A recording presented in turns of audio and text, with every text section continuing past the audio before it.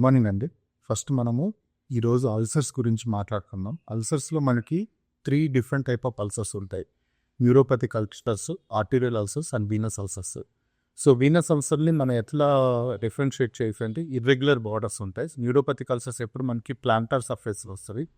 And then venous ulcer and arterial ulcer మనకి dorsal ఆస్పెక్ట్లో వస్తుంది.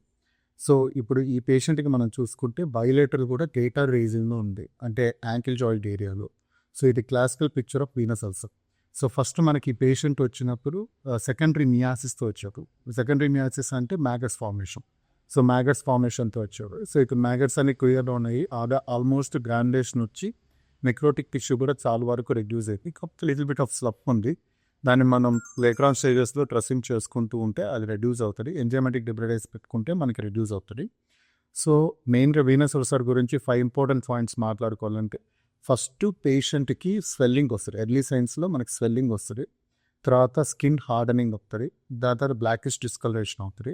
సో ఇది జరిగినప్పుడు దాని తర్వాత ఇచ్చింగ్ అనేది వస్తుంది. దీన్ని ఏమంటే స్టేసిస్ డెర్మటైటిస్ విత్ ఎగ్జిమాటైజేషన్ ఉంటుంది. అంటే ఎగ్జిమా కిందకి ఫస్ట్ టర్న్ అవుతుంది. సో ఎగ్జిమాని మనం నిర్లక్ష్యం చేసినప్పుడు దీనికి మినిమం ఒక 15 days అట్లా ఫామ్ అవుతుంది.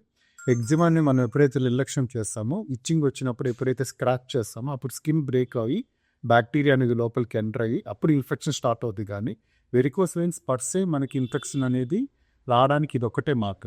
సో దీన్ని మనం వదిలేసినప్పుడు ఇది క్రానిక్గా, ఎందుకంటే దీనికి నేజర్ బ్యాక్డ్రాప్లో వీనస్ బ్లడ్ ఫ్లో అనేది రెడ్యూస్ అవ్వడం వల్ల, అక్కడే కూల్ అవ్వడం వల్ల, అది డిఆక్సిజనేటెడ్ బ్లడ్, ఆక్సిజన్ లేకపోవడం వల్ల తొందరగా ఎగ్జిమా అనేది ఫామ్ అవుతుంది. ఎగ్జిమా నుంచి ఇన్ఫెక్షన్ వస్తుంది. దీనికి మనకి కోమార్బిడ్ కండిషన్లో డయాబెటీస్, హైపోథైరాయిడిజం ఇట్లాంటివి ఉన్నప్పుడు సో ఇది కొంచెం ఇన్ఫెక్టివ్ అయ్యి దీనికి సెకండరీ మియాసిస్ రావడానికి లేకపోతే సెకండరీ ఇన్ఫెక్షన్స్ రావడానికి అవకాశం ఉంటుంది. సో దీనికి ప్రివెన్షన్ మనం ఏం చేయాలంటే ఇన్ఫ్లమేషన్ రెడ్యూస్ చేయాలి. అంటే కంప్రెషన్ స్టాకింగ్స్ వేసుకోవాలి, ఎక్కువసేపు నిలబడకూడదు.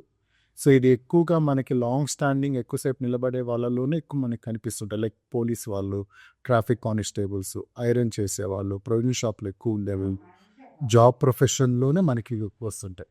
ఇప్పుడు మీ ప్రొఫెషన్ ఏంటి సార్? సో ఈయనకు కూడా ఎక్కువసేపు నిలబడడం వల్ల లాంగ్ స్టాండింగ్లో గ్రావిటేషన్ పుల్ ఎక్కువ ఉండడం వల్ల వీనస్ బ్లడ్ ఫ్లో అనేది అక్కడ అబ్స్ట్రక్ట్ అయ్యి, సో దానివల్ల వచ్చిన సమస్య. ఇది నిర్లక్ష్యం చేసి మోర్ దాన్ 5 years ఉండడం వల్ల సెకండరీ మియాసిస్ వచ్చి మ్యాగట్స్ అన్ని డిఫార్మ్ అయ్యాయి. సో అది 15 days బిఫోర్. ఇప్పుడైతే మన గ్రాన్యులేషన్ వచ్చి చాలా వరకు కంట్రోల్ ఉంది.